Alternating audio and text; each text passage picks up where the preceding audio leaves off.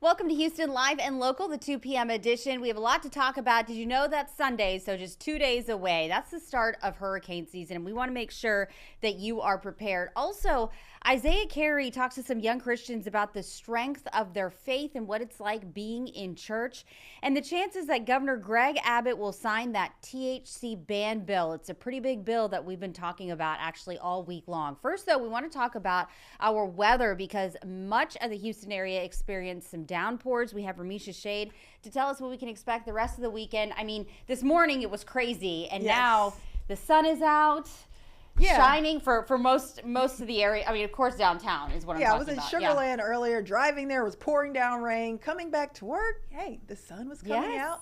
The clouds are kind of breaking up a little bit. So there are improvements. Yeah, the morning was a little dicey, quite a bit of rain. In fact, I want to talk about a flood advisory that we still have for parts of the area. So let's jump to our radar. We are looking at what our FoxRad radar is estimating as far as rain totals. And this is just over the last couple of hours, really just the last 3 hours. And we're talking about anywhere from 1 to about 3.5 inches of rain around Dyersdale, Beaumont Place, and Eastern Harris County over towards Barrett, Highlands, Channelview, Cedar Bayou, Esperson, and over into Cove, even into parts of Southern Liberty County and Northwestern Chambers County. So for that reason, all of that rain in a short period of time, the National Weather Service did issue an aerial flood advisory. Now, that's not a flash flood warning. That would be life-threatening flash flooding, but this is basically for more of the minor flooding of some of the side streets and things like that. So just watch out for ponding of water on the roads, maybe a few flooded streets, and this is going to be for parts of Harris County, Liberty County, and Chambers County. And this is all the way through 3:15. So we've got about another hour and 13 minutes left with this flood advisory. So please be careful if you are going to be traveling in these spots. This is not directly in downtown Houston, but you can see the heaviest of that rain did fall off to the east and northeast of the downtown Houston area. You can see it's just to the south of Liberty where we did have some of the heaviest rain. Here is the radar basically going back over the last hour or so, and we had some super heavy rain develop right around Eastern Harris County over towards Southern Liberty County, Chambers County. That is now pushed into the Beaumont, Port Arthur areas. So like I said, there are improvements, but you can also see that cold front kind of draped right over the area. So that really helped to trigger some of those heavier downpours and some storms as well that we dealt with this morning. Also, we had some decent lightning when I got out of the car earlier this morning. The lightning was kind of scary trying to get into the building. So I started running because, of course, you know, lightning is dangerous. You don't want to be outside, especially underneath a tree when that is happening. So I think things will get better for the rest of today. Notice our future cast around 4:15 p.m. still showing some of those yellows and dark reds up around the Woodlands, maybe getting into Houston. That indicates, yes, maybe a few more downpours out there by 6 o'clock as you're trying to drive home, maybe get to the grocery store, or maybe go out to eat, go for a movie, go for a concert. It is still going to be at least a little bit of a shot for a few of these downpours from Montgomery County up to San Jacinto County and down into Harris County and maybe down towards Galveston as well. It's basically going to be close to this front. Now, this front is slowly dipping south as we go through the afternoon and evening. I think by 10, 11 o'clock, the front will start to push out of our area and push into the Gulf. So that is when rain will really start to kind of wind down and move out. But for now, we will have to watch for some of these isolated to spotty downpours and maybe a strong storm or two that could stick around through the Friday evening drive. Here's the good side of this. With the clouds and the rain that we dealt with this morning, temperatures are feeling great outside. We've got 70s for you in Bay City, Wharton, Galveston, LaPorte, Anahuac, 75 degrees. So feeling great. Low to middle 80s in Houston, but that's a lot better than 90s. So we're certainly feeling that rain-cooled air, and that will stick around as we go through at least the next few hours. I think with more sunshine coming out, we may have the temperatures kind of jump up to the middle 80s, maybe upper 80s briefly, but it's not going to be as bad as yesterday's middle 90s. Of course, this weekend we got a lot of graduations going on, so congrats to all of you grads. Congrats to the parents who have kids graduating. It's an exciting time, and those years coming go so quickly. So time to soak this up, take advantage of it, enjoy it. It looks like the weather overall will be fairly nice. I think there's going to be about a 20% chance for a few downpours, a few storms this weekend, mainly in the afternoon and evening, but it's mainly going to be about the steamy air, that heat and humidity, Rashi. So we've still got to get through maybe a few more storms, but I don't think it's going to be quite as widespread as what we experienced this morning, because yeah, it was a mess for a while, and we did have some strong storms mixed in. We still got that flood advisory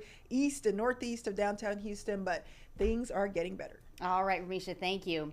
Now, sticking to weather, let's talk about hurricane season. It starts officially on Sunday, so being prepared is one of the biggest things you can do. And actually, earlier today, Harris County Precinct 4 Commissioner Leslie Briones, she launched a preparedness campaign. Here's part of that event. Good morning, Laurie Christensen, Harris County Fire Marshal. You know, we're used to talking about preparedness, hurricane seasons. We have our kit ready. We have an evacuation plan.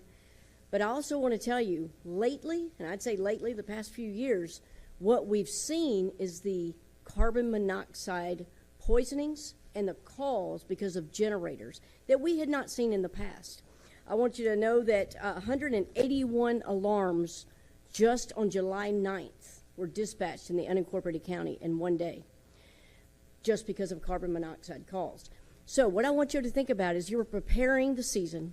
You're getting everything ready. You're getting your evacuation plan together. You know where you're going to go. You know what time you're going to leave. You know where your family's going to be. You've made sure that your grandkids, everybody's safe.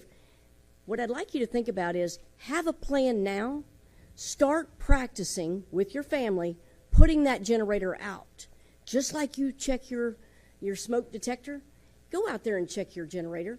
Pull that out once a month. Start it up. Make sure everybody knows it's got to be 20 feet away from the house. Make sure they know do not put it in the garage. Make sure you know that you have extension cords that are rated to carry the load. Make sure you know where the refueling area is, because you want to make sure that you're not refueling in an area where you could actually cause a fire. You want to make sure that you are prepared, because the reality is this: it's not just during hurricanes.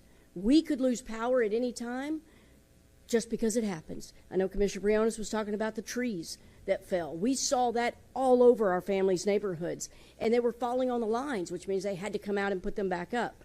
So please do that. I will also say I want to give Commissioner Briones and Commissioner's Court credit. She talked about the assisted livings and the new amendment that we have in our fire code. I want you to know I'm going to give a shout out to these assisted living facilities. Out of the 67, we only have 9 that have not completed preparing with their generator. They're on track. They're actually ahead of schedule. This wasn't even due until 2026, first of 2026. They have jumped in, they've integrated themselves, and they're all about that.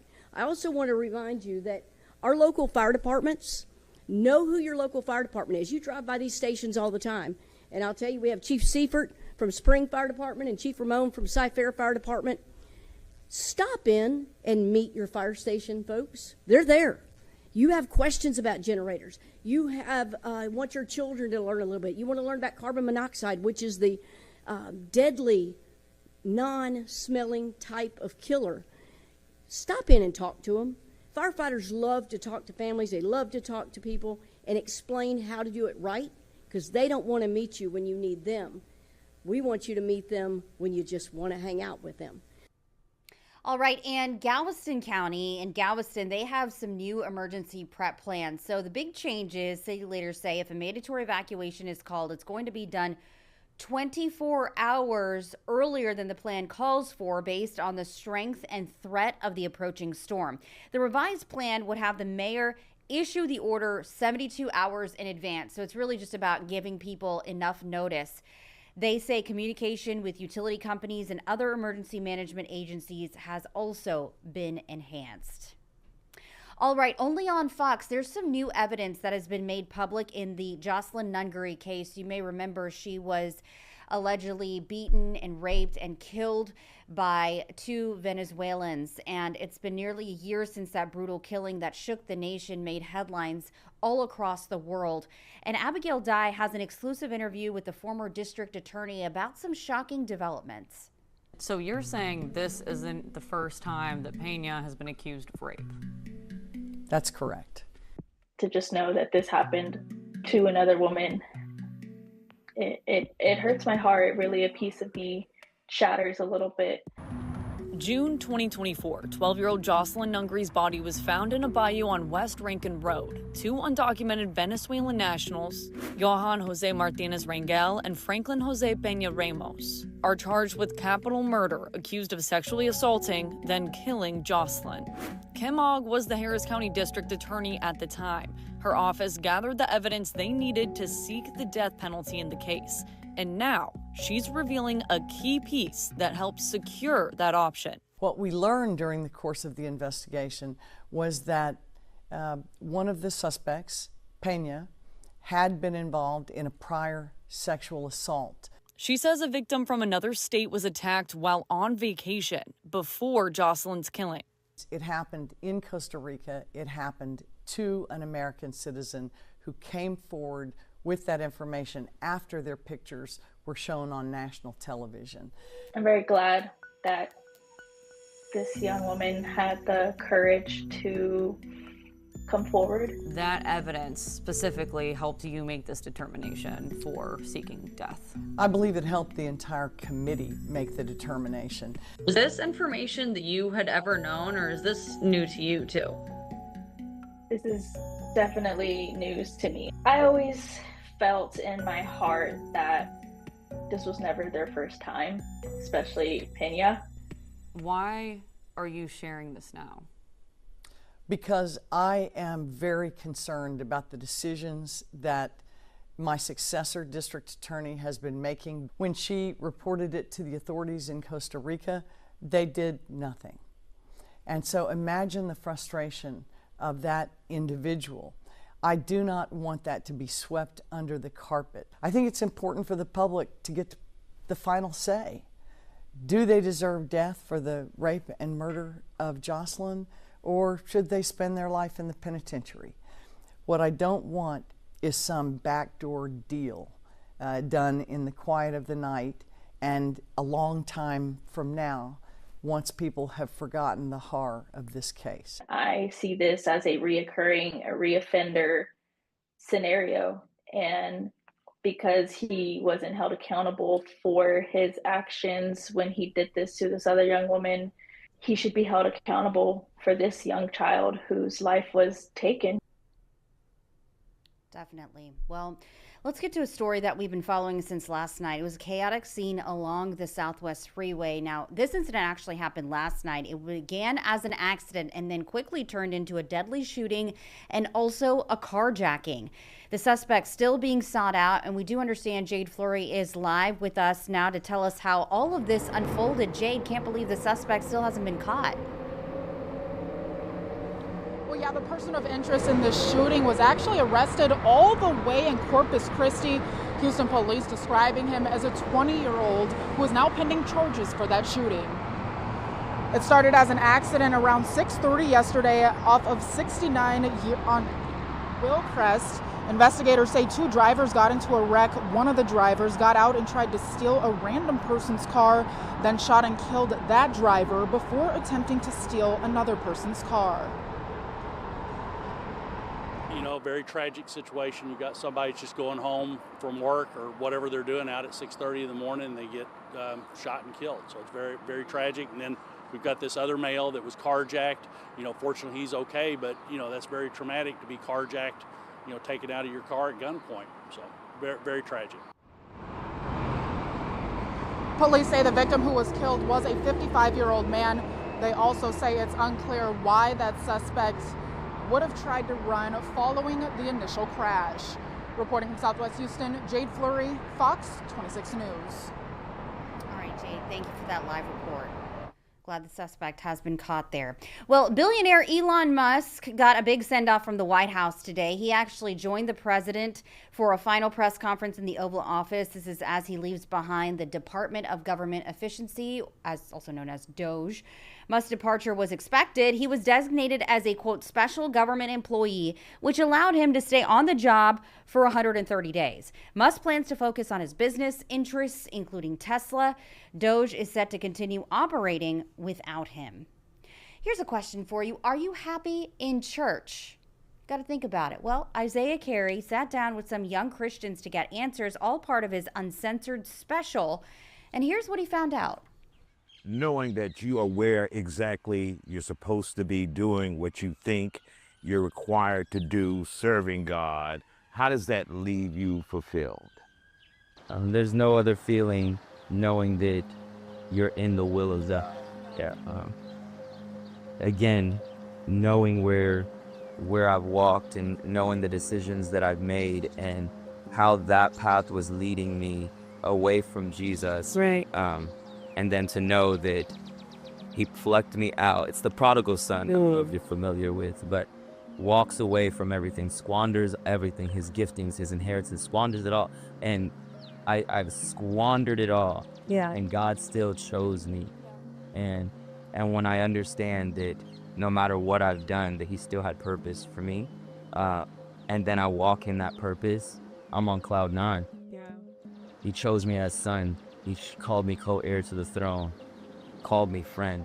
When I hear these things, and I don't just hear them, but I own them, I claim them as identity over myself, there's nothing that satisfies the way that yours. And man, I got married, I have 2 beautiful kids, and like I could do everything in the world, nothing will satisfy me like knowing that God has saved you and I'm walking in his purposes.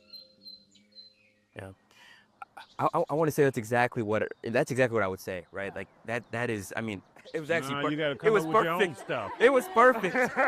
That's genuinely how I feel. I feel like when I have peace in my spirit about any decision, right? The word of God says that he'll never leave me nor forsake me. He won't fail me. So when I have peace in my spirit about any decision, I know that I'm not in it alone. I have peace in my spirit, and it's just a very blissful feeling.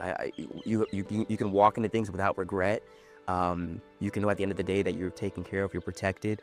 When Jesus left, he said, I'll leave you something. I'll leave you someone. I'll leave you the Holy Spirit. And he's going to be your helper. He's going to be your comforter. And I know when I make decisions with God involved and within his will, I'm not alone. And it's just, it's comforting. I hope that answers the question. Yeah. I think for spiritual fulfillment, and I might have misunderstood the question. I was thinking that I don't think that there's ever a time on this earth where I will be fulfilled, because there's always more that I can be doing for the kingdom of heaven. And so while I'm on this earth, I don't want a single day to be wasted. I don't want a single second to be wasted on me not fulfilling what God wants me to do and being in his will. So when I know that I'm in a place of spiritual fulfillment, I begin to pray, God, show me the next place you want me to be. Show me the next thing for you, for me that you want, so that I can continue to be fulfilling as I go. That when I get to the kingdom of heaven, that's when I know I've fulfilled. My tank is empty and I'm in heaven. But while I was on earth, I did every single thing to fulfill my commission on earth. Very powerful there. And you can watch Isaiah Factor Uncensored each night at 10:30 on Fox 26, or always on our Fox Local app, which is free to download on your smart TV and also your phone. Well, summer reading can be more than just educational. Coming up next, I'm actually going to ask this person some tips on how to get my kiddos to continue to read this summer when we come back.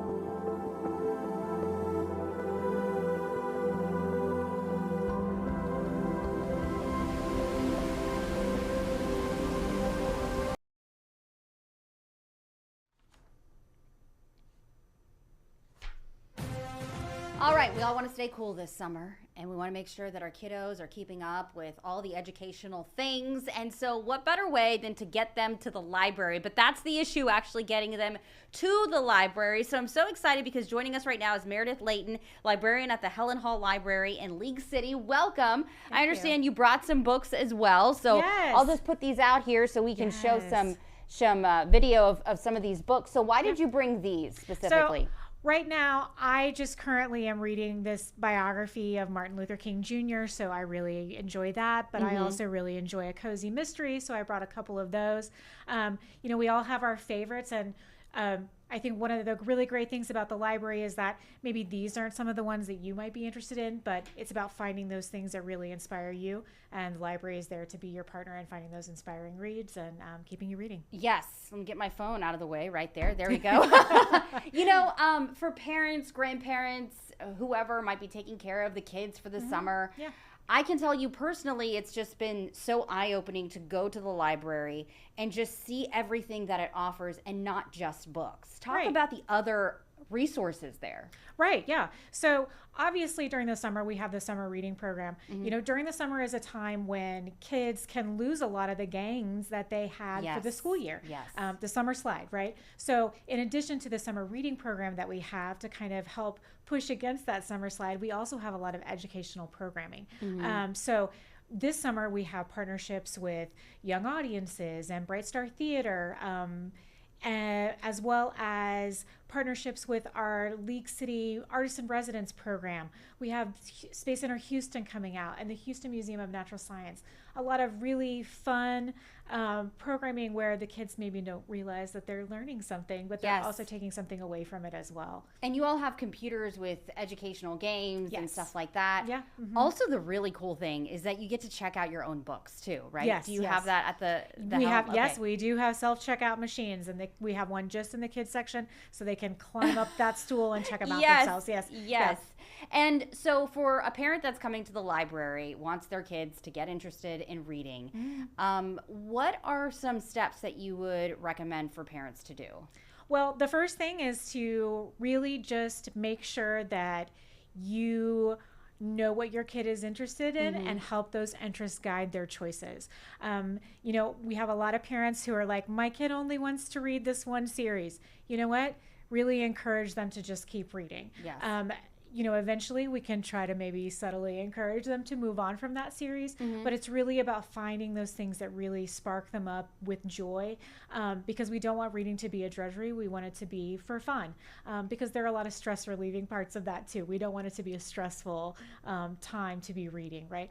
But in addition to that, library staff are always here to help. So you know, the librarians are there. We have a lot of personalized recommendation services. So parents can go online. They can fill out one of those recommendation forms of the interest that their kids have, what grade level they might be reading on, and we can try to match them with some of those picks. Well, I will tell you that, you know, sometimes kids have this notion that the library is boring or, you know, you can't find anything. So what I did one time was I let them pick out like a fun book and then like a regular book. So the fun book was like, it was all about like farts or something from like, yes, you know, like 7 or 8 year old at the time, you know, and it's like, sure, you can get this funny book, right? But then we'll also get something else. So it kind of just shows the range of everything that you can get. Yes, for sure.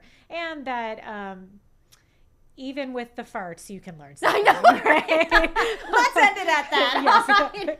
Well, thank you so much for coming in and telling us all about the benefits of going to the library. I'll definitely be doing that this summer with my kiddos. All right.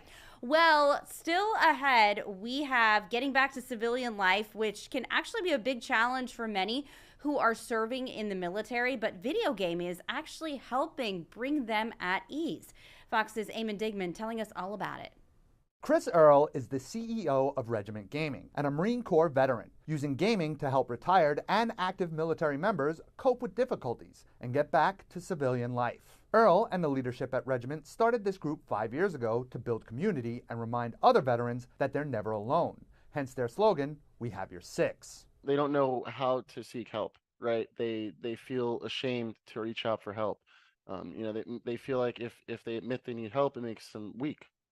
That's not the case. And the group has had a nationwide impact, building gaming rooms across VFWs and American Legion halls from Texas to New York. It was definitely dozens of younger veterans coming through the doors. They've seen, what we were doing on social media, talking about it. It piqued their interest. So that they came into the VFW. They probably never would have came into the VFW if it wasn't for these gaming systems. They even scored an invite to the Pentagon to witness the re-enlistment of Medal of Honor winner Dakota Meyer. I'm just like, how am I here? But it's just things like that. It's just a testament to what we're doing here. It's not only important, but it's working. And this Memorial Day, active and veteran military members are invited to join up at their headquarters in Flower Mound, Texas, or online at regiment.gg. We've done a phenomenal job at uniting veterans through the power of online gaming in a virtual space. However, we are starting to do more in-person events. To hear our full interview and learn more about Regiment, subscribe to the first standalone Fox on Games podcast wherever you listen on May 28th. In New York, Eamon Dignam, Fox News. Well, the Texas legislature helped pass a bill to ban all hemp products in the state. A lot of veterans use THC and hemp products to treat issues like post-traumatic stress disorder. Well, what do they now use to get help? Well, Dave Wallen, the state's senior vice commander of the Veterans of Foreign Wars, talked to our sister station over in Austin. And Walden met with the governor's office to try and convince Governor Greg Abbott to actually veto that bill. First of all, this meeting with the governor's office, how did that go? Do you think the governor is going to be open to possibly vetoing this? I don't know. I'd say it's a 50-50 shot. It's a lot better meeting than we've had with some of the other senior legislators in the state of Texas. I feel good about the pitch that we made. We'll just see where it plays out. But we're going to fight to the bitter end. This bill and potentially law, how devastating is it to veterans? Mike, for some of us, it's really devastating. For me, it's life-changing. This has been, since 2018, I haven't had an opioid, a painkiller, an antidepressant, any of those since 2018. And so this bill could potentially put some veterans back into that opioid pandemic because the VFW or the VA is known to throw opioids at you and just make you deal with your problems. And so for some of us, this may be our only option. There are some with other options out there. But we ask, the VFW specifically, ask for every available alternative to opioids in the state of Texas. For the compassionate use program, many have said, well, this is this is some place where veterans can go. Talk a little bit about that. Is that a viable alternative to what this bill is prohibiting? For some, it could be a viable alternative, but I also believe for some it can't. So just so you know, I've done some research here recently. And again, I'm not bashing Teacup. I think Teacup is a wonderful thing. But when I've done my research, it cost about 4 to 5 times what it cost me for my THC gummies that I take for all of my conditions to go onto Teacup. So my Teacup cost was about $500 a month, whereas my gummies were about $90 a month. And so for some veterans who, all they live on is their VA disability, right? That's a lot of money for them. What's your best advice for veterans out there that are watching this happen? Just fight to the bitter end. Call your legislators, call Governor Patrick's office, and ask him to veto this bill. The other thing that is in this bill that is very dangerous if this bill gets passed is that it says just for possession, it's a criminal offense now. And so for any of us that would have that afterwards, that are law-abiding veterans that fought for our freedoms, they're threatening to take our freedoms away and throw us in jail and make us criminals. What's your gut tell you about the governor? Will he veto this or not? Governor Abbott has always been great for veterans. I'm hoping that he has enough compassion for veterans to see that this is something we're fighting for, that this is our livelihoods. I think there's a chance he might, but I also don't know what's working on behind the scenes. Right. Okay. All right. We are out of time. Dave Walden with the VFW, thank you very much for coming by. We appreciate it. Thanks. Well, a local doctor now believes there is this huge breakthrough now in the Alzheimer's disease. There's a new drug that's actually being studied now, but it is available for some patients, and he's offering it. Studies show that so far that it's not only slowing the progression of the neurodegenerative condition, it's actually reversing multiple diseases. Our Melissa Wilson has that story. There are only 7 doctors in the state of Texas that are offering a new treatment for Alzheimer's. So we're about to go in here, talk to Joseph Perlman, and find out if they really are turning back the biological clock.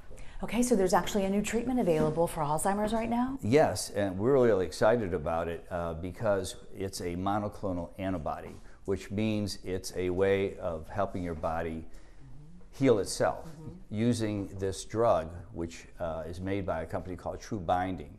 And what it does is it attacks a protein in your brain called galectin-3. What we find out was in people with neurodegenerative disorders, including Alzheimer's, the proteins, you have these proteins in your brain called tau proteins, and they glue themselves together. Well, the thing that's gluing them is the galectin-3. So by blocking the galectin-3, we unglue them. So not only are we slowing down the Alzheimer's disease process, we're actually reversing it. It's the only drug out there that's actually shown in studies to reverse Alzheimer's. Never heard of reversal before, only slowing the progression. And it's Right. not only for Alzheimer's, it's helping other things as Yes, well? patients who have Parkinson's and Alzheimer's, it's actually improving that. And the company is now in a phase 2A study using this to treat autism in patients who are between the ages of 15 and 35.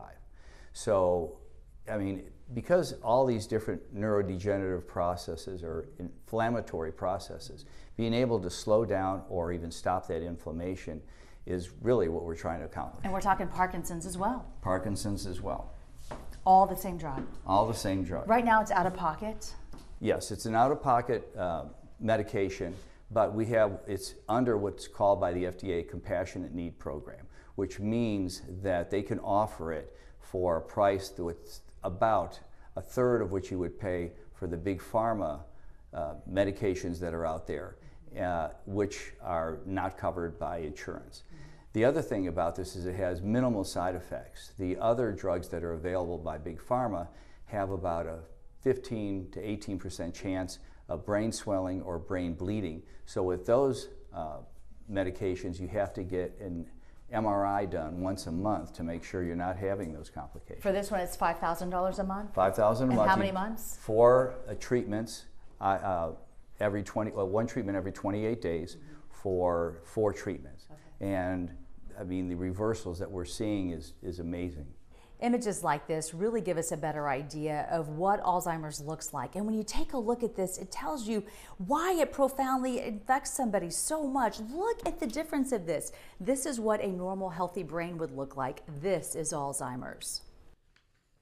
That is just remarkable. All right, well, something that we all are trying to do. Travel this summer. We'll tell you how to travel on a dime.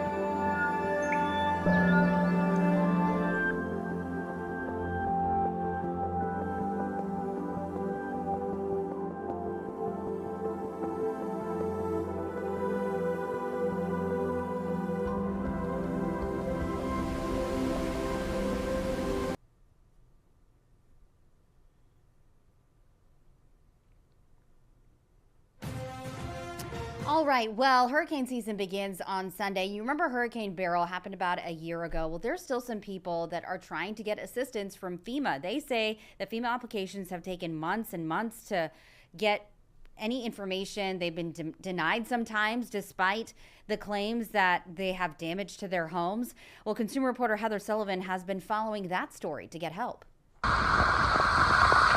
When Hurricane Beryl hit the Houston area last July, and then the transformer blew, and then that was it. Elizabeth Hill says she lost power for 8 days and her breakers were blown.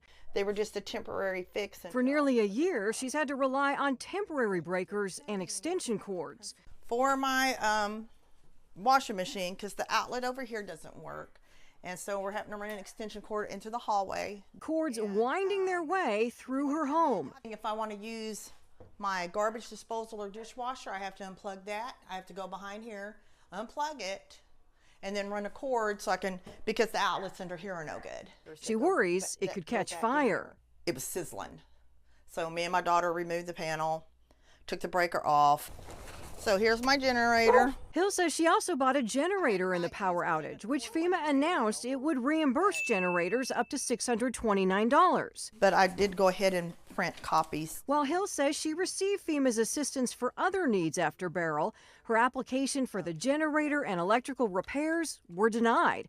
She appealed last fall and was still waiting when we met her in March. We reached out to Texas Health and Human Services, which FEMA asked to help process its 1.5 million Hurricane Beryl applications.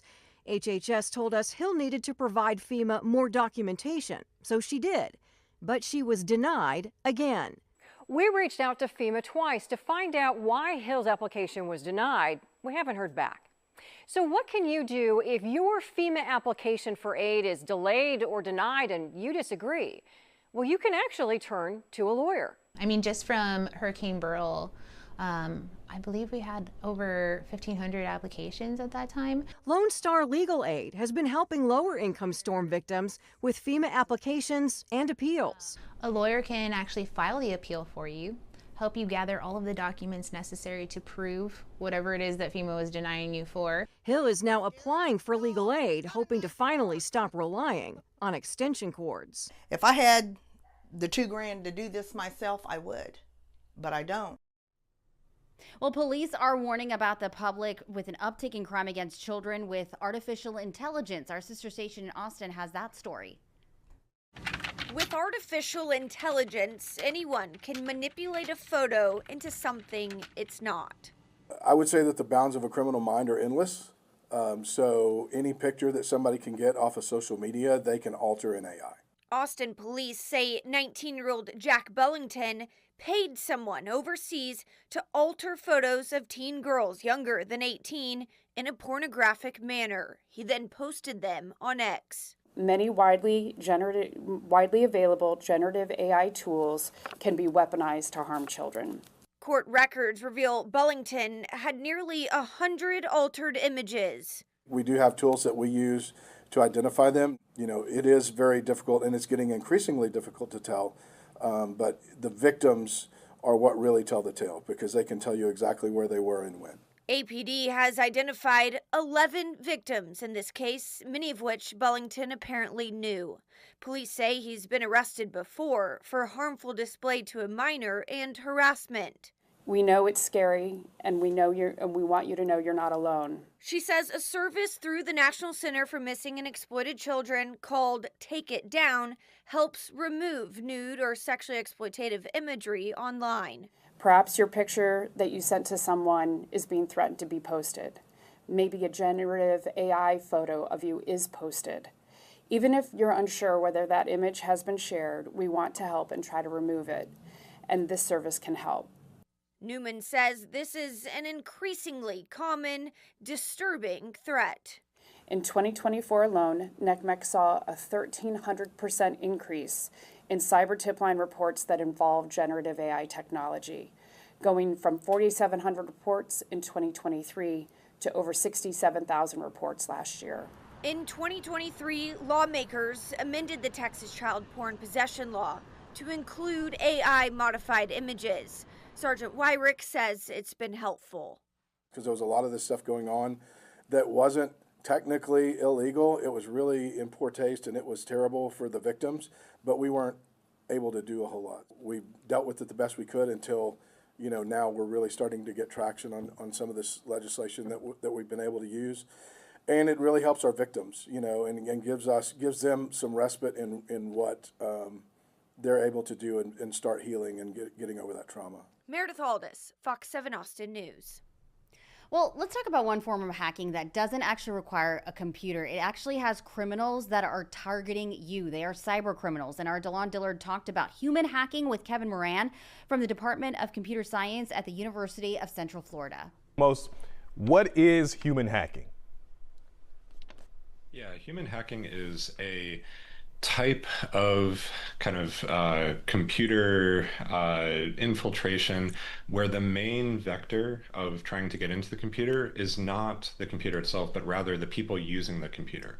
As we've gotten better at making computers more secure, humans have actually started to be the weak link in a lot of the security measures that we tend to take.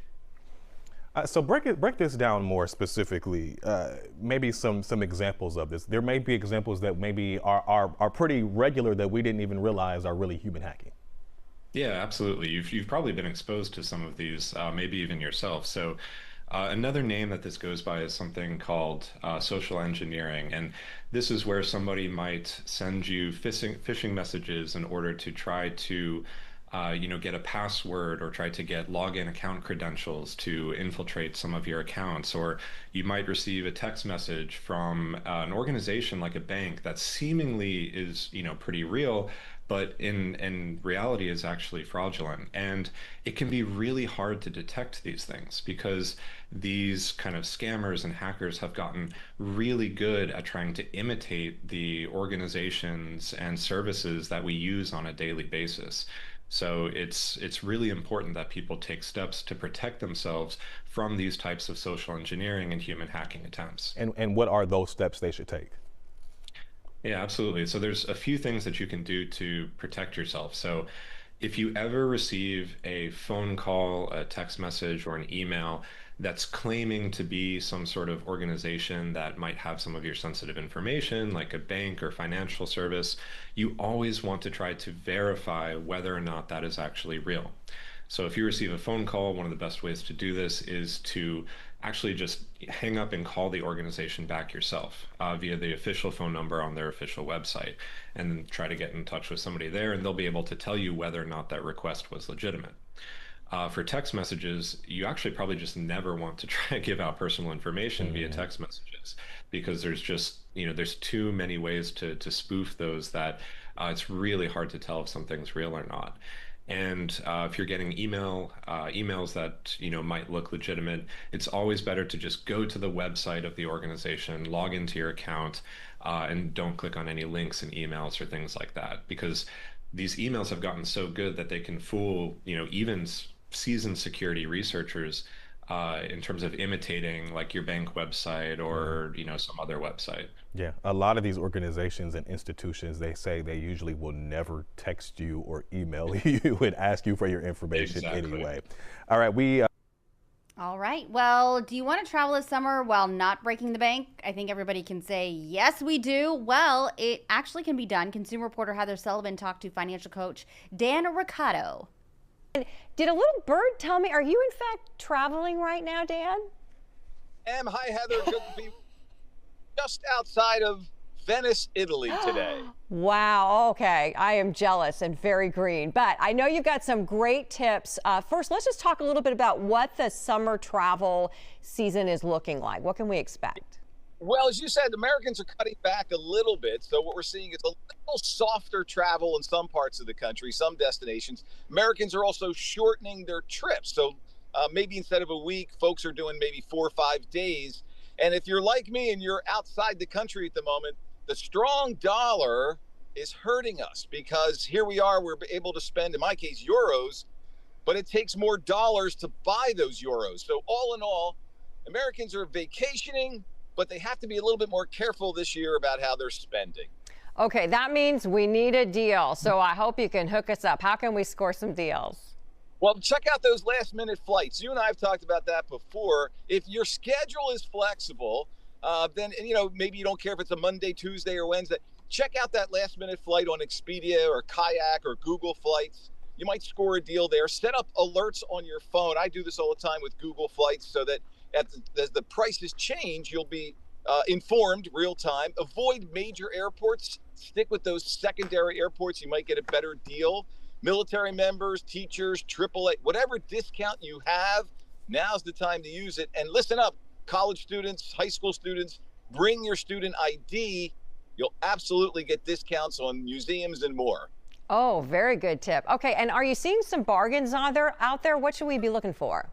You want to go to the Caribbean, Heather? Because yeah, it's on sale right now. You'll find deals in the islands in the Caribbean, off-season spots. I know it sounds crazy, but think of Vail, think of Tahoe, places where you might go skiing during the winter. Now's not a bad time to visit those places. Those second-tier amusement parks, you'll find maybe some deals. And listen, gas is cheap. Here's some good news, right? Gas is cheap. So drive instead of fly. You'll save some money. All right. Well, Karate Kid is back. Dave Morales and John Stenval bring us the backstage experience coming up next.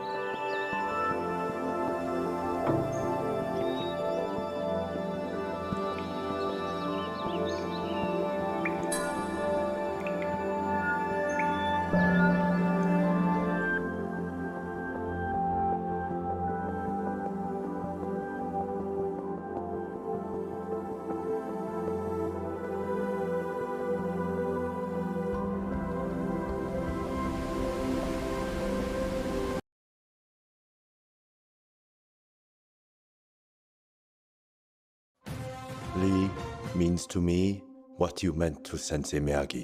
I want Lee to learn Miyagi karate. I'm sorry, Mr. Han. I wish I could help you. You will. Ben, nice to meet you. Jackie, Ralph, it's good to see you both again. Thank you. All right, we're going to have some questions here that I've never asked you guys before. We're going to have fun today. Jackie, I'm going to start with you. I want to know about your first memories of Karate Kid. Going back to the original movies, the first time you saw a Karate Kid movie, do you remember that? Deep in my heart, deep in my mind, I was a stunt guy at that time, run off the job, action movie, not popular anymore. I give up training, just lie down on the home, thinking what I should do. Should I be a carpenter, or should I go to be a chef? Then when Karate Kid coming with all my friends, we run out the theater, I look at my blood comes out. Yes, I should not give up. I should training again. Then we're back to call my colleague, my friends, go back to their training. But still, nothing happened because at that time the economy no good, the movie theater no good, nothing. I almost want to give up. Then Rocky coming up. I see the Rocky again. Then Rocky and Karate Kid brings me back. Okay, no. Training. One day, boom, suddenly economy good, the movies, everything's good. Then somebody call me becoming an actor. I said, okay. Then I use those kind of skills becoming a Jackie Chan. So I really thank you, Karate Kid 1 and Rocky, who they make me becoming today.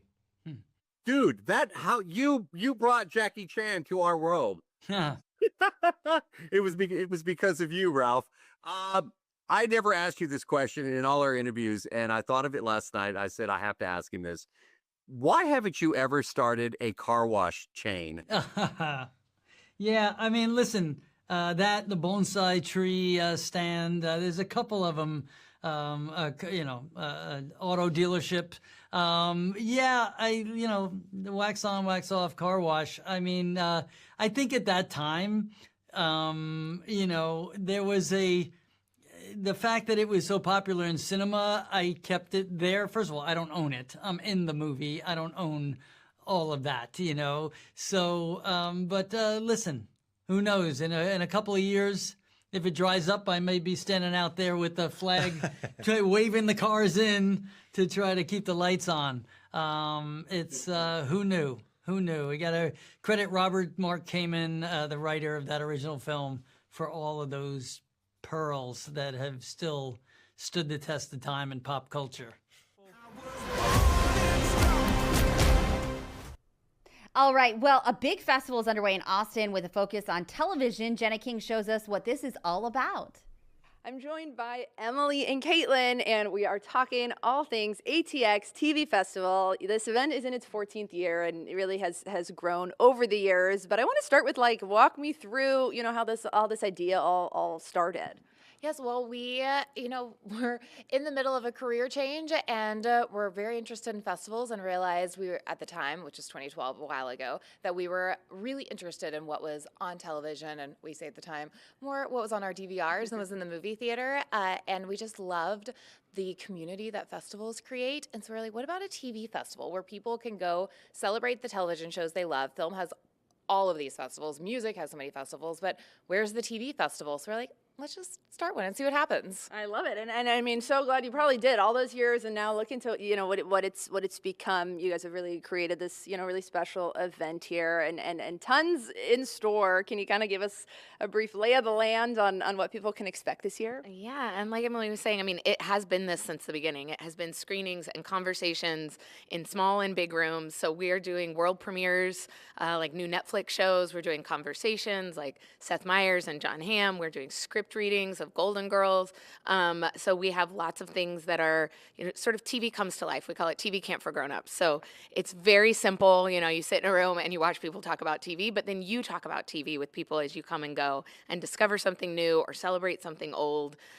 It seems so simple, but for some reason it is very unique to talk about TV in that festival environment. Absolutely, a lot of fun. I like that. TV Camp for Grown-Ups. And can you share a little bit about where we are now and how this space will be used during the festival? It's a pretty cool setup. Yes, this is the Pluto TV Badge Holder Lounge. So this is a place for badge holders to come between panels and screenings to hang out, recharge, grab snacks and drinks, and then big happy hours every day to celebrate the shows that are on Pluto TV. Awesome. A lot of fun. Really, really cool setup. And you guys still do have tickets available. You can come one day, you can come the whole weekend. Can you kind of walk us through how that all works, where people can go to learn more? Yeah, absolutely. Since we're in it, I think single tickets are some of the best ways to try it out, which are anything at the State and the Paramount, which you can go to their website to see what's still available. But we do have badges at atxfestival.com. If you are just want to get a wild hair and come for 3 or 4 days, that's the best way to do it. I love it. So much fun to be had. Make sure to check it out for yourself. Thank you so much, ladies. So much fun. All right. Well, thank you so much for watching Fox 26. This is called Houston Live and Local. We appreciate it. We'll also be back at 7 p.m. I do encourage you to download the Fox Local app on your smart TV and your phone, where you can find all things on demand, especially what we showed you earlier with Isaiah's conversation on church, and also your weather, because I know it's been changing and hurricane season starts on Sunday. We'll see you next time.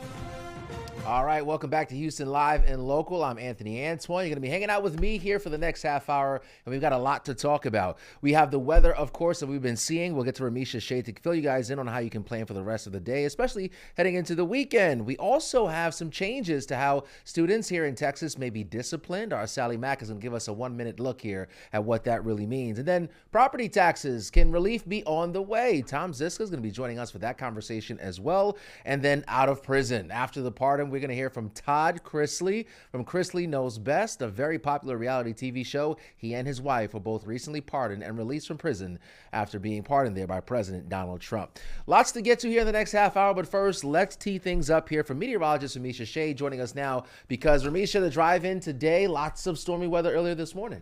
Yeah, it was super wet, stormy this morning, widespread rain, strong storms mixed in. We had even a brief severe thunderstorm warning or two. We still have a flood advisory. Really? So, yeah, it was pretty messy this morning. Things are looking better, though, out there right now. Thank goodness. All of that heavy rain has finally pushed off to the east, but we've still got a weak cool front draped over the area. So that will mean the potential for a few more of these downpours, maybe another strong storm or two popping up basically between now and about 10 o'clock. That may mess with some of your Friday evening plans. But you can see right now that heavy rain is pushed off to the east, starting to exit the Golden Triangle, pushing into southwestern Louisiana. But notice we still have a lingering flood advisory. That is going to be through 3:15. So for about another 14 minutes or so. That does include central in eastern parts of Harris County, southern Liberty County, and northwestern portions of Chambers County. So basically to the east, northeast of downtown Houston, just south of Liberty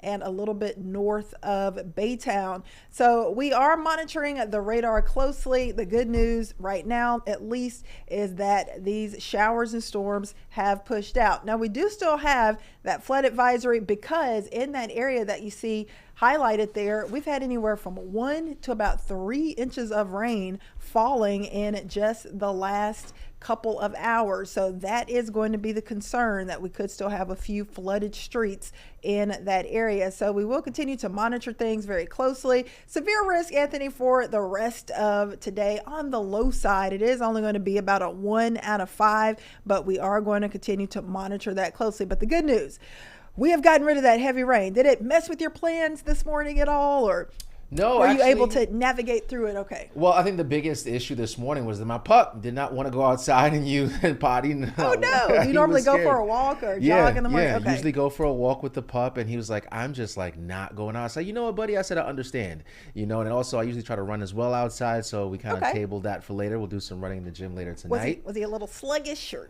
No, he was, he just kind of, you know what, Dad, I'm not going outside. And I said, you know what, Jackson, that's my pup. I said, you know what, buddy, I understand. And typically at night, too, if we get some of those storms that roll in at night, he usually jumps in the bed because he gets scared and he starts to shake and stuff. So it's been a rough week for my guy. And then I sit down and actually kind of think about it, because we've had so much rain and thunderstorms here for the last couple of days. Yeah, it's been that way, really. Memorial Day, we had a big round of rain and storms. And then Tuesday, Wednesday, more rounds of showers and storms. We just can't seem to get rid of it. We kind of got one day off. Yeah. Then we're back to more unsettled weather. In fact, I want to take you back to our graphics, and I want to talk about what's coming up for this weekend. We've got a low marginal severe risk, maybe an isolated stronger severe storm through this evening, through about 9-10 o'clock. But I want to jump ahead to Sunday. I think Saturday there may be a few pop-up showers and heavy downpours, but nothing severe. Sunday, though, we have been added to that 1 out of 5 possible severe risk. We do have another disturbance that is going to sweep in, and that will kind of bump up the rain chances once again.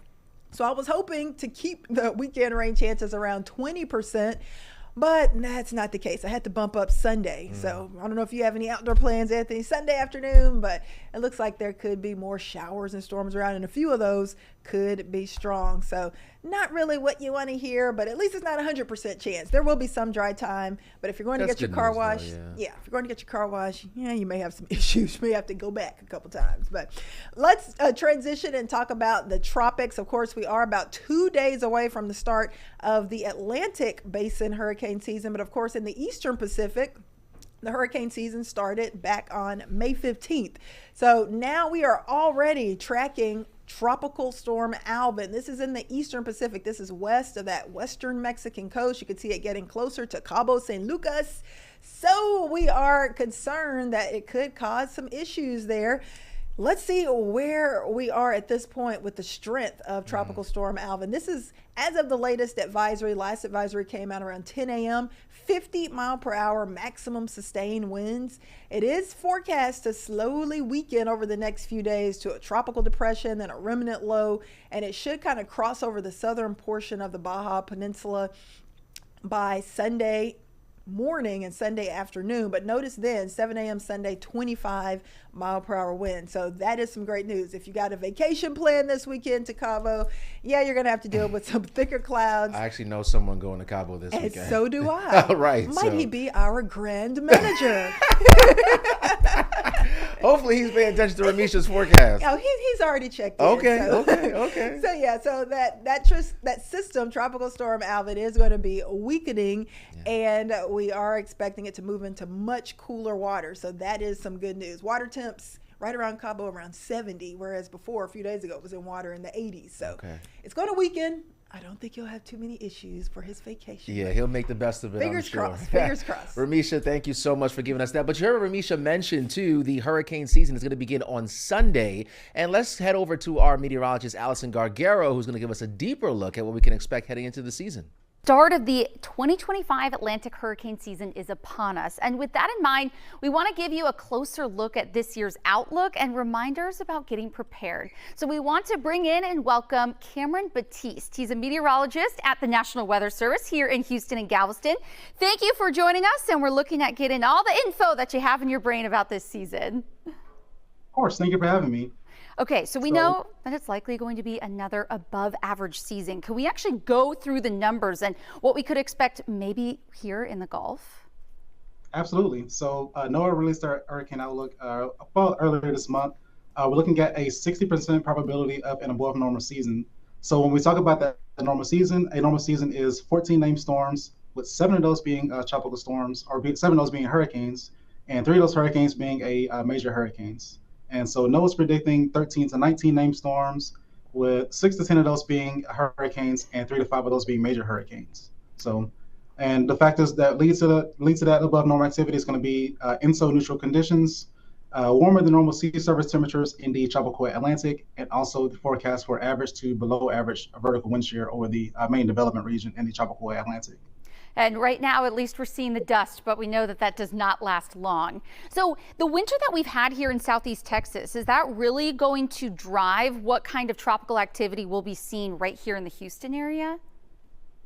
Not necessarily. So when we talk about, let's say, INSO neutral conditions, that's gonna say that local conditions will drive the activity over the tropical Atlantic and also for the Gulf of Mexico. So not necessarily the winter will have much of an impact. We are seeing already those warmer than normal sea surface temperatures due to the warm start that we've seen over the past spring and going into the summer. Oh yeah, we can feel it with the humid 90s right now. So Cameron, what can folks do at this point, 2 days out from the season, to get prepared?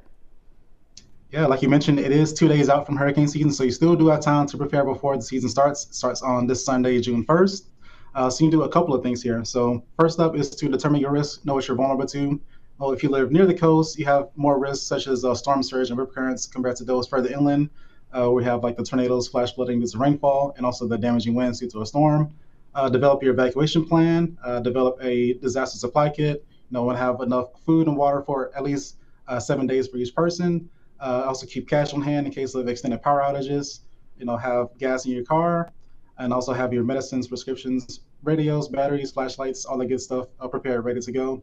And essentially just have everything prepared before hurricane season starts. We don't want to wait till the last minute. Don't wait till the storm is named before you make those plans. I love that. It's kind of like a reminder. You remember back in COVID when the toilet paper was just gone. That's kind of what happens with the water shelves when we know a storm is coming. So the National Hurricane Center, really over the last maybe year and a half, they've been talking about, folks, how important it is to not just look at the category of the storm, but look at the impacts that we could be seeing inland. And I think for us here in Houston, we saw that with Beryl last year. Yeah, we did. Beryl brought some widespread wind impacts further into the city due to the eye wall moving over the Houston metro area.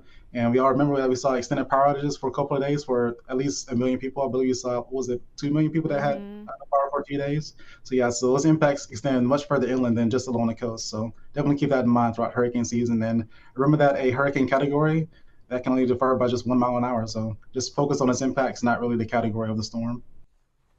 All right, good stuff there from Allison, as always, helping us get prepared for hurricane season. Again, Sunday is when things are really going to start for us, so make sure you guys are prepared. But also here in the house, in the Capitol, I should say, we got 2 big tax cuts that could potentially be on the way for Texas homeowners here.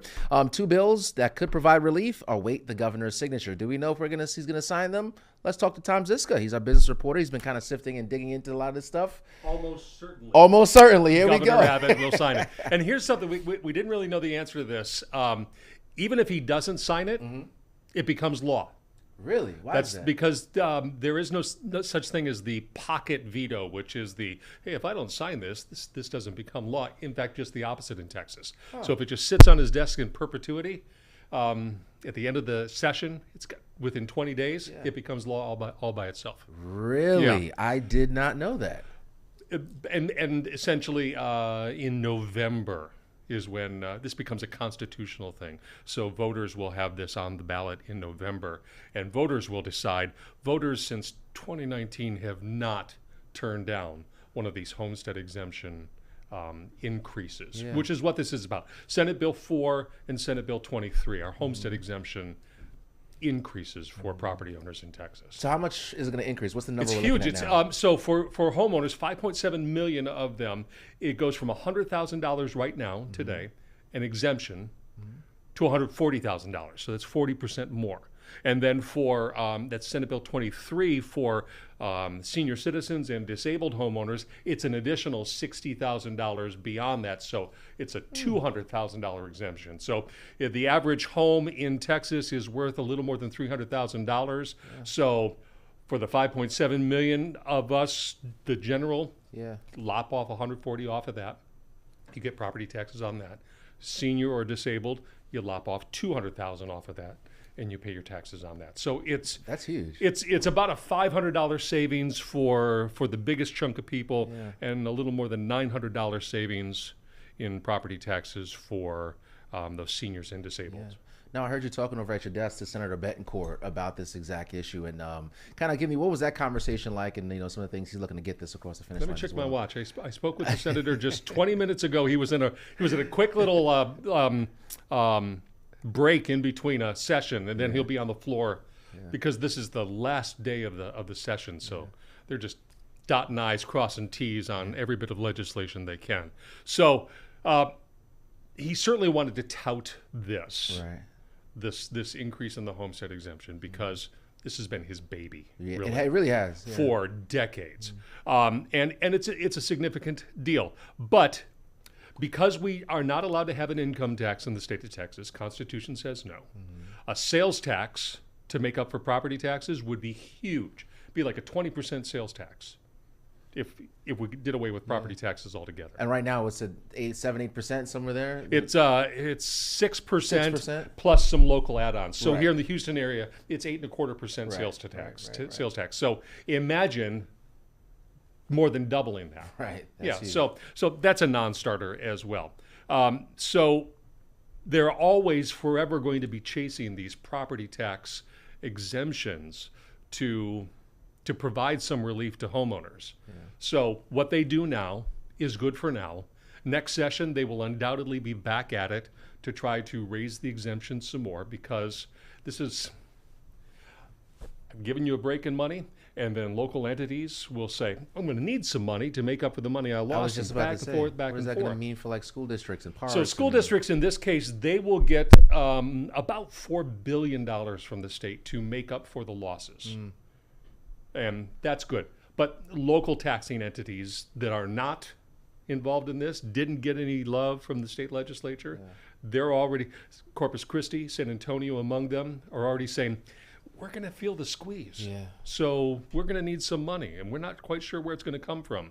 So I spoke to a property tax expert as well today, who said it's incumbent upon homeowners, voters, to pay attention to these things and to make your voices heard when there is something that's going to cost you a little bit more money. Tom Ziska, you'll be on 5 and 6, right? You'll be talking about this more? All right, Tom Ziska, always a pleasure having a good conversation with you, and pay attention to what's happening, you guys. All right, next we got Sally Mack for a Mac Minute, bringing us some more details here on that. Hi friends, it is time for a Mac Minute on this Friday. So the question today is, do you think schools should have more flexibility, more options for disciplining students, for managing challenging behavior in the classroom? Texas lawmakers just passed a bill to do that, and now it's awaiting Governor Abbott's signature. He calls it common sense, so we do expect him to sign this. So one thing it does is it extends how long schools can put students in school suspension. Right now it's 3 days, but this bill would extend it to however long the school deems necessary, with the principal reviewing it every 10 days. What if there's a child who is always causing problems? There are repeated occurrences of disruptions, and they are significant. Well, now this bill allows schools to give those students out of school suspension. There has been some criticism to this part, because that means students who identify as homeless could be suspended, younger students could be suspended. Now, I will tell you that for younger students or for students with disabilities, there has to be a lot of documentation showing why the out-of-school suspension is necessary, and a special education advocate, for example, would have to be present and give their opinion. There's also new punishment for students caught with vapes. Before, students had to go right to an alternative school for a little bit. But now, if it's a first offense, students may have a lesser punishment and they could take an alternative education program remotely. So what do you think about the changes? Let me know, and you can read more on the Free Fox local app. All right, Sally, thank you so much. Next, we got to talk about Diddy. Personally, I would like to be taken out of the group chat. I don't want to know anymore, but every single day we get more information about what's taking place. So we just wrapped up, we are wrapping up week 3 of the case, and Combs' former assistant, who is going by the name Mia, has returned to the stand. Now, yesterday she testified that Combs sexually assaulted her multiple times. She also testified that the music mogul threw her into a swimming pool, dumped a bucket of ice on her head, and slammed her arm into a door during her 8-year tenure working under him. And also today, we heard from a woman who is expected to testify about participating in those freak-offs. Another week here coming to an end in the Diddy trial.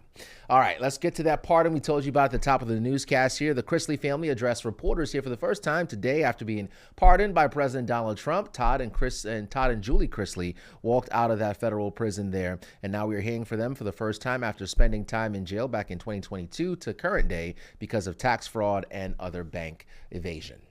I want to thank first and foremost my Lord and Savior, because that's who got me through it. I want to thank President Trump.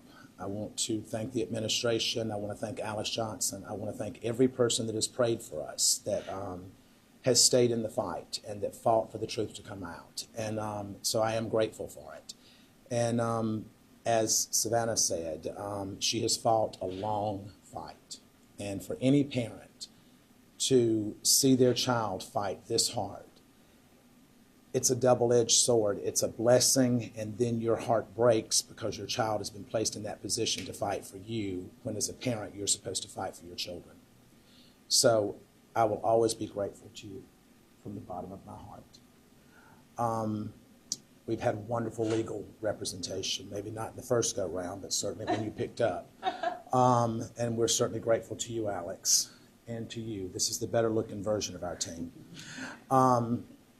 So, you know, we're grateful for everything that has happened thus far, and as bad as this experience has been, there's also been a lot of blessings to come from it.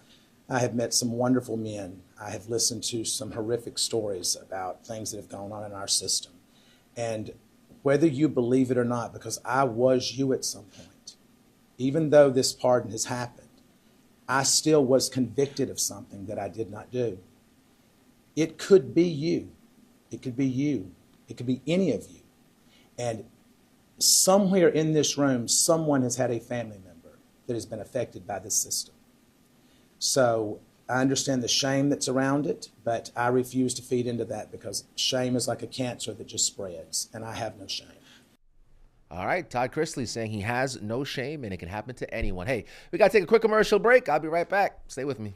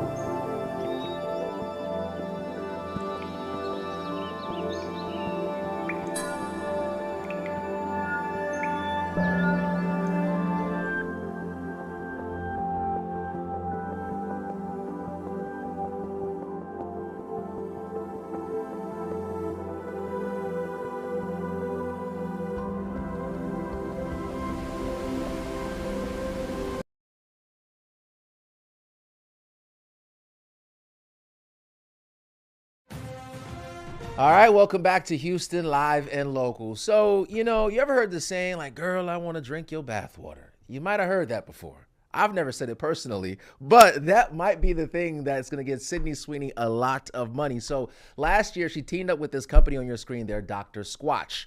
And they basically came out with a new body wash. And in the ad for that, though, she was in a bathtub. But apparently, a lot of people were asking, like, a lot of guys were asking, like, hey, what happened to her bathwater? For some reason, they felt like, this is a way to capitalize on that. So she and the company decided to save the bathwater. And now they're going to release a new soap that's made from her used bathwater. And it's going to be called Sydney's.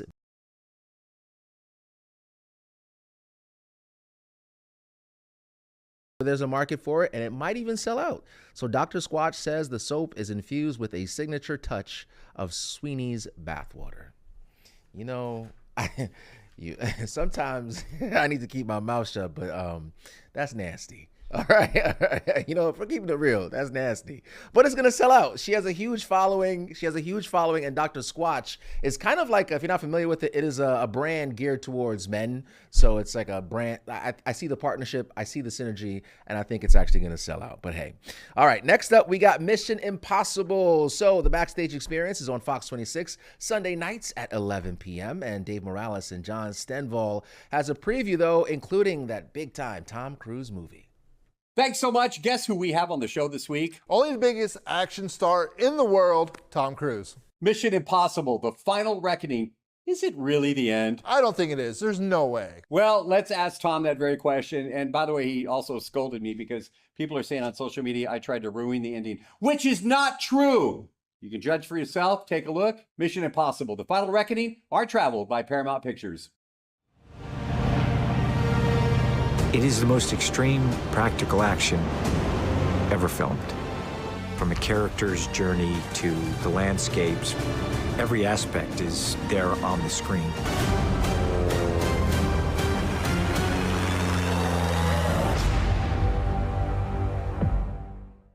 Last time we were in Rome, now we're in Texas, talking about this fantastic movie. That's amazing. Amazing to be here in Texas and do this. Is it really the end, though? It's called The Final Reckoning, man. Okay, but Tom, It's the end of what? I mean, there's a lot of other films. I just did the Alejandro Iñárritu film. McHugh and I have so many movies we're working on. Right, McHugh? Yes. Literally, there's 8 films that we're working on right now and prepping and getting ready. Because I have a theory, and hear me out on this one. There has to be one more because Ethan Hunt goes to... No. Goes to space. No. Don't give anything away. Let the audience see it. No, I didn't say anything about this movie. No. Okay, no spoilers. No spoilers. No. You're going to see the film. I can't wait for you to see it. And hopefully on the biggest screen possible. Do you get afraid? No. Okay, I'm moving. Do I get afraid? Do you get afraid like you were on a plane wing? Do I get afraid? Yeah, do you get afraid? I mean, come on. I mean, do I get really terrified? Yes. Yes, sometimes you feel that, but it doesn't bother me, and it's something that the way that I prepare for things, I'm very methodical, and I'd like to kind of crawl before I walk before I jog before I run before I sprint. I kind of work on gradients on things. Honestly, it's like I've just never been afraid to be afraid. It's not something that makes me not want to do something. If anything, I know the fear comes from an unknowingness, so I'm reaching for a knowingness with things. So anything that I'm taking on, and it's just producing these movies is gonna be daunting. They're the most fun to produce. They're the most complex. There's so many moving pieces. Plus I'm doing and developing all the stunts. I'm working with McHugh. We're working on story and character. Training and supporting the actors. Making movies it's amazing. I mean, the amount of things that I learn every single day. There's just constantly, there's not a day that I'm not studying something, I'm not learning something about people, about myself. It's very exciting, very dynamic. You're a pro, dude. That's why. Man, thank you Good to so see you, much, homie. man. You guys ready? Go hard, go hard.